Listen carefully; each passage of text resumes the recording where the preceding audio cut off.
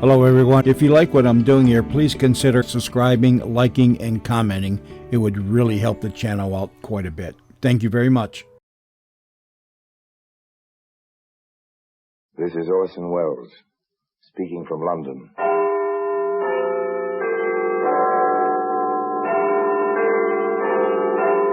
The Black Museum, the repository of death. Yes, here in the grim stone structure on the Thames, which houses Scotland Yard, is a warehouse of homicide, where everyday objects, a skillet, a screwdriver, a photograph, all are touched by murder.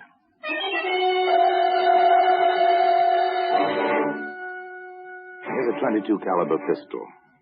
It's a familiar object. You've seen one or its picture, never touched one. An elegant little weapon, blue steel, mother-of-pearl inlaid grip, beautiful in its dainty, snub-nosed wickedness. A lady's weapon, wouldn't you say, Pepper? Looks as if it wouldn't harm a fly. Pretty in its way, Inspector. Pretty and dangerous. There ought to be a law forbidding the manufacture of these toys. Every one of them is capable of death. Well, today, this little blue .22 can be found among the exhibits in the Black Museum.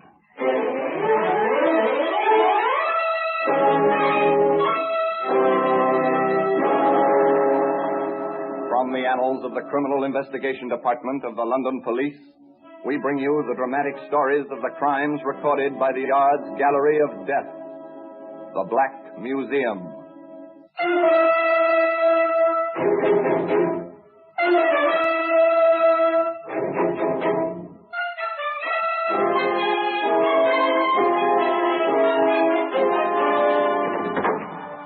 Well, here we are in the Black Museum. Scotland Yard's Museum of Murder. It's an impressive place, with a kind of echoing awe which comes from a vaulted ceiling and somber lighting. Weird, fantastic, with a harsh, real fantasy that comes with murder. Here lies death, and so neatly. Each object placarded with a small white card labeled with black lettering, name, place, date, disposition of the case. Here's an odd-looking ashtray, soapstone. It's carved rather nicely with the crouching figure of a woman. Something decorative for your living room, but observe closely now the red-brown stain on the rim. Lift up the tray, hold it by the figure of the woman. Oh, yes, it's comfortable in your hands, and suddenly, this is a weapon. Ah, here we are, a little blue .22. Well, it's silent now. It was silent, too, during Vivian Davis's cocktail party in London's smart, sophisticated West End. In Vivian's quite chic apartment. It was not destined to be silent, though. Not very long. It's a nice place, Vivian's apartment, if you go for ultra-modern glass and metal combinations. Nice people, too. Well, nice looking, anyway. Young men are quite impeccable.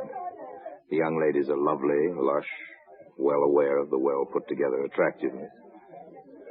Oh, yes, these are the chic young people. Larry, darling, have you been watching Vivian and Donald? What else, sweet? They are at dagger points, aren't they? Well, frankly, Larry, if Viv has one more martini, she'll kill Donald with a look. An alcoholic look, at any rate. But why all the fuss and bother? If Donald wants to play, she ought to let him. I know at least 3 males who are perfectly willing to give Viv a time, really. Mm-hmm. Including yourself, Larry, my sweet? No, darling, I'm the 4th. But then why bother? A trifle strange, isn't it? The ultra-sophisticated, the over-civilized, and yet, you know, beneath the polish, the same old jealousy that you can find in savages. Oh, yes, simple jealousy. For instance, at this moment, Vivian herself is approaching the chrome and plastic bar where Donald is mixing a drink. Donald, haven't you had enough? You're quite tight, you know. Am I? Really? I asked you, Donald, haven't you had enough? I don't believe I have. Will you have one, dear? I've had enough, let me tell you. This is my party. You might be polite enough to pay some attention to me and a little less to that strawberry blonde. Ah, she's quite attractive in a leggy sort of way. Oh, yes, quite elemental beneath the polished surface. An interesting situation. It continues, of course, as long as the party lasts.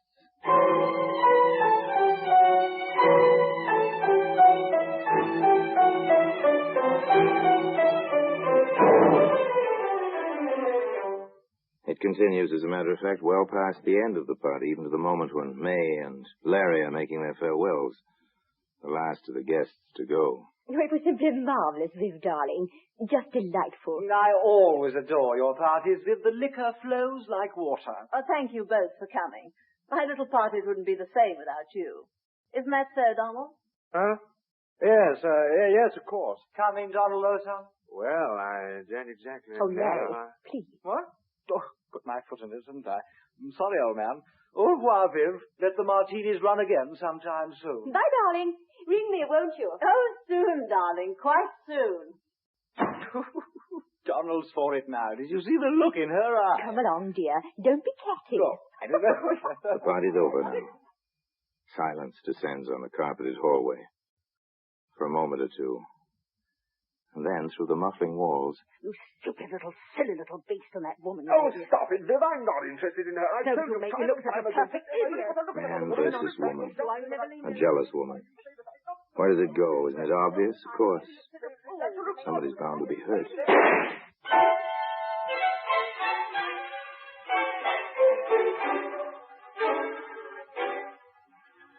Inspector Summers and Detective Pepper arrived quickly from the yard. This seems to be the weapon, Inspector. At 22. Blue steel, mother-of-pearl grip. A lady's weapon, wouldn't you say, Pepper? Looks as if it wouldn't harm a fly. Pretty in its way, Inspector. Pretty and dangerous. There ought to be a law forbidding the manufacture of these toys. Every one of them is capable of death. Funny, What is? the body out here on the landing. Yes. Well, we'll find the reason for that shortly. Not much blood. 22s don't make much of a hole. Stay here, Pepper. I want the pathologist to see the body before it goes to the morgue. You know the procedure. I'll be inside with the prime and only suspect. Yes, sir. I understand.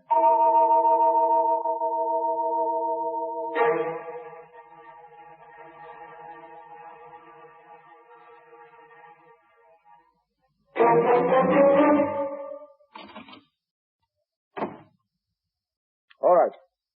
Tell me how it happened. Don't you dare to talk to me like that. Take hold of yourself, Miss Davis. I need the answers to a few questions. I'll answer that. Don't you dare. That's my telephone.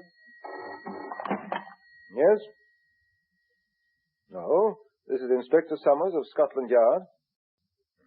I see. I'm sorry, Lady Munsey, you can't speak to your daughter just now. Yes. She'll be coming down to the yard. You can come there if you wish. Goodbye. Now will you leave me alone? You know who my mother is. Which do you prefer, to answer my questions here or to come down to the yard? I refuse to answer anything. That won't look well in the report, miss. Oh, get out of here. Get out. Take No. hold of yourself, Miss Davis. I told you and told you. Donald and I were arguing. I suppose I grabbed the gun from under the pillow where I keep it. He tried to take it away from me. And next I knew there was a shot and he was mumbling something about the doctor. And then he was dead. Oh, now leave me alone. Leave me alone. Inspector Summers felt that further questioning was indicated. The location he chose was his own office at the yard. Where did you get the gun, Miss Davis? My husband gave it to me several years ago. Are you married? I was. I'm divorced. Inspector Summers thought of many questions. Where did you struggle over the gun? In the bedroom. I see. Why do you use linoleum for a floor covering in the bedroom? Oh, because it's easy to keep clean and because it's chic and because, oh, what has that to do with Donald? I'm asking the questions, Miss Davis. Oh, yes, there were many, many questions. How long have you lived at that address? How long did you know Donald Martin?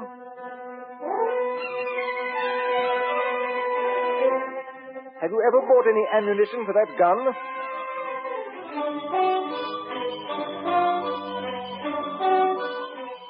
What were you quarreling about?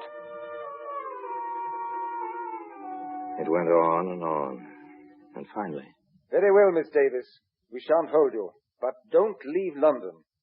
And your mother is waiting for you. You better go home with her. We're sealing your apartment.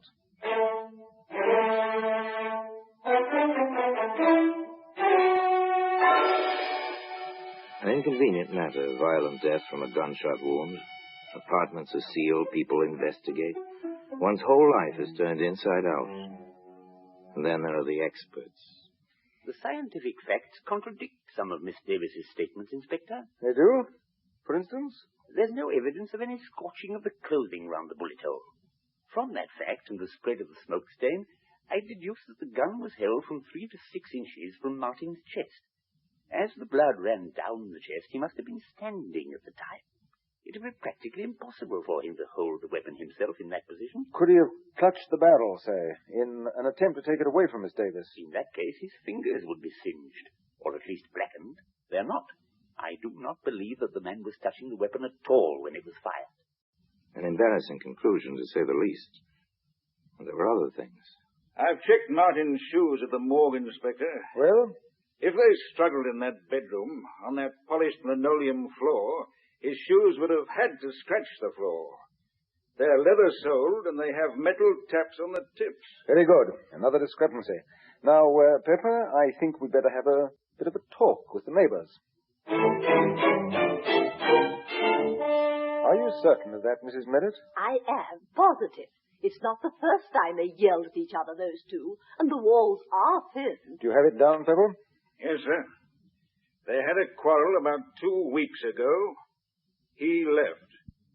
She leaned out of the window, only half-dressed, and shouted at him, "Laugh, baby, laugh for the last time." And then she fired a gun at him. Thank you. Now then, Mrs. Merritt, before the shot last night, did you catch any of the words they said? His? Oh, no, sir. But, well, her bedroom is next to mine, and I heard her say as clear as day and at the top of her lungs, "I will kill you." Thank you, Mrs. Merritt. Anything else? No, sir. Very well. Let's go, Pepper. All right, Pepper. I think we have the makings of a case. Pick her up. We'll book her for willful murder. And today, the little blue 22, which was to play such an important part in the case, can be seen among the other exhibits in the Black Museum.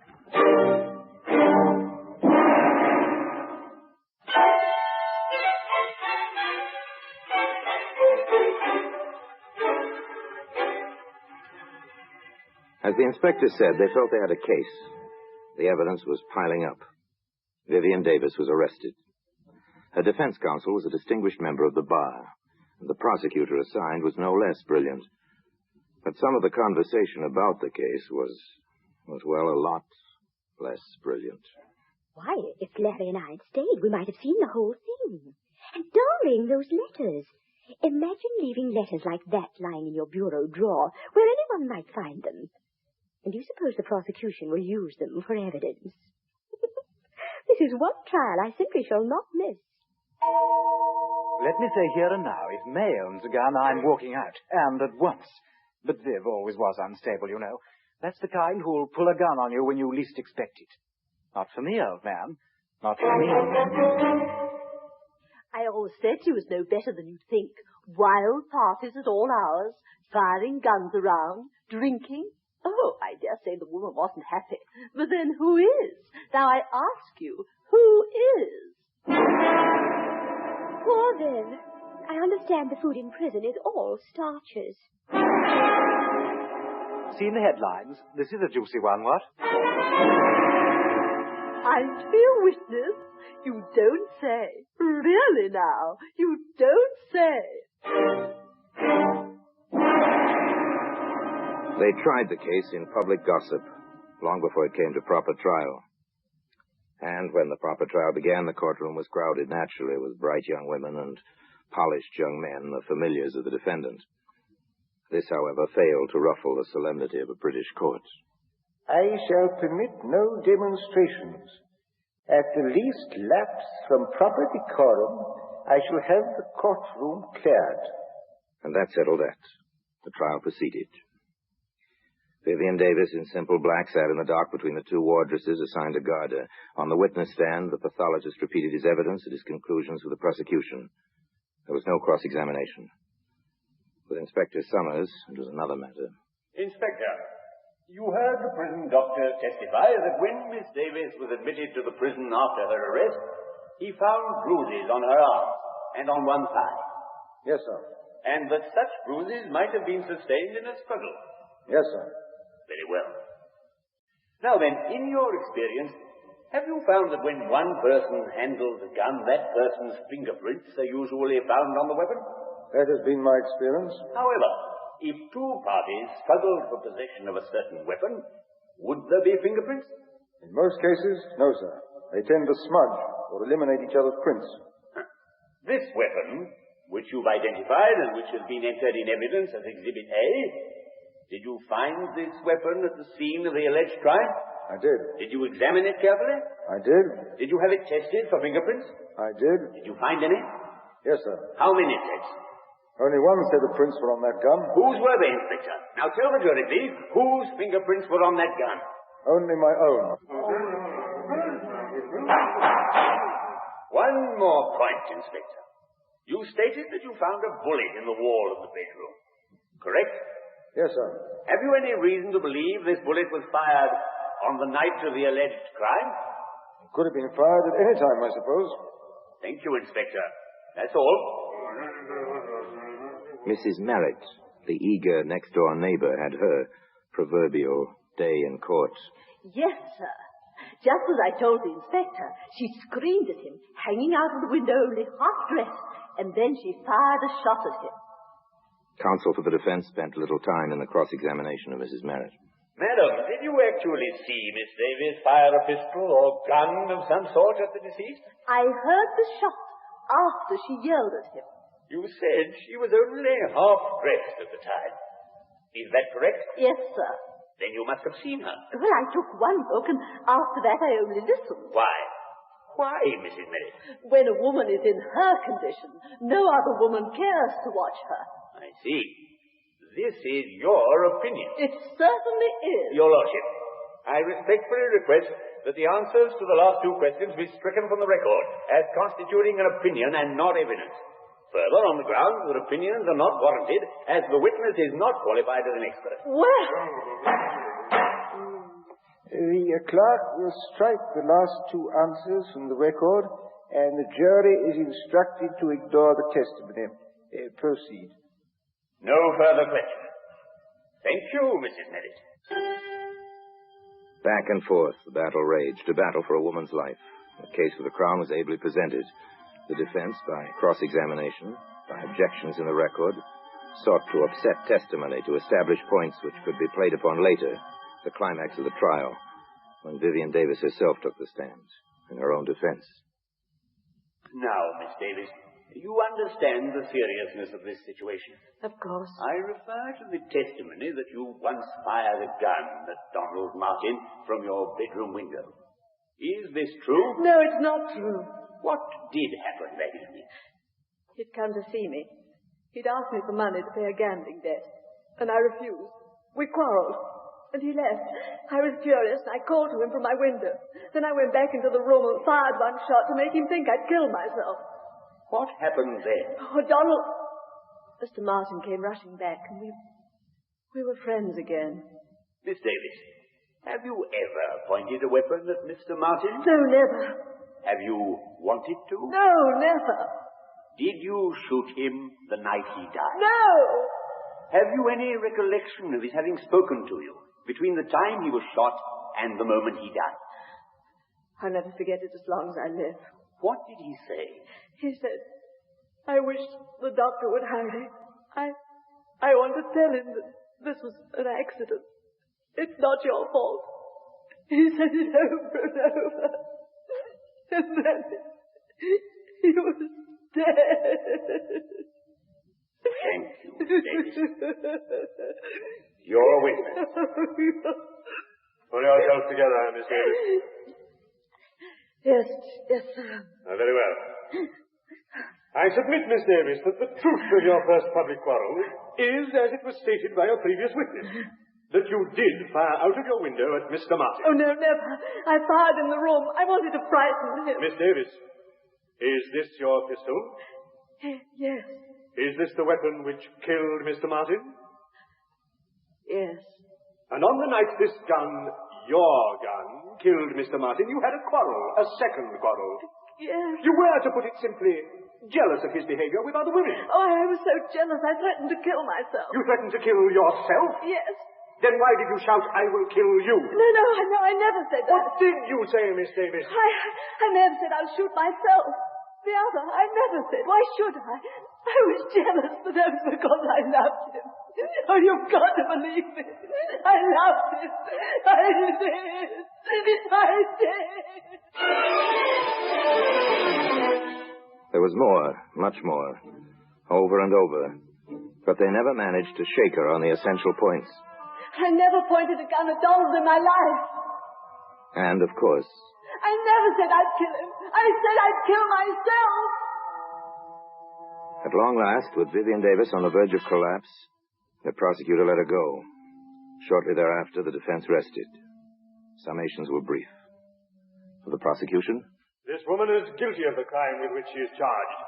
There is no doubt in our minds, nor should there be any in yours, that she held the pistol and fired the shot. for the defense, Clear that no woman kills the man she loves, despite the violence of their quarrels. This was an accident. It is clear that it was an accident. the presiding justice was clear and concise in his charge to the jury.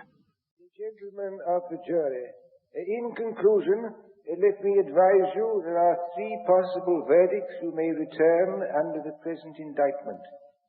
Guilty of murder, guilty of manslaughter, or not guilty of any offense. I commend the accused to your most painstaking deliberations. The jury filed out. They stayed out for 2 long, weary hours. There was chatter in the courtroom. There always is. But even the gossip was subdued. Everybody waited. Waited. It seems perfectly incredible. A murder trial, and I've been on it since the beginning. I do hope the judge wasn't as much against her as he seemed to be. It was really too exciting for words. I've had more dinner invitations because I know him. Oh, well, after all, the poor girl might be hanged, you know. Oh, grisly thought. Well, for my part, even if she gets off, there'll be one advantage. She'll never be my neighbor again, and that will be an improvement, I'd say. And at long last, the waiting was over. The prisoner arose in the dock, the judge's request. The foreman of the jury faced the prisoner in the court. The age-old formula was intoned by the clerk. Members of the jury, have you agreed upon a verdict? We have. Do you find the prisoner guilty or not guilty of murder? Not guilty. Do you find the prisoner guilty or not guilty of manslaughter? Not guilty. Yet, despite that verdict, the little blue 22 can be seen today among the exhibits in the Black Museum. Yes, they let Vivian Davis go free. In many minds, the question was, and still is, did Vivian Davis get away with murder? Frankly, I don't believe anyone gets away with murder. Murder stays with a killer, twisting mind and heart and soul, even in the unsuspected and therefore unsolved cases. Where Vivian Davis was concerned, perhaps the real crime was insecurity and the kind of violent jealousy that grows from fear.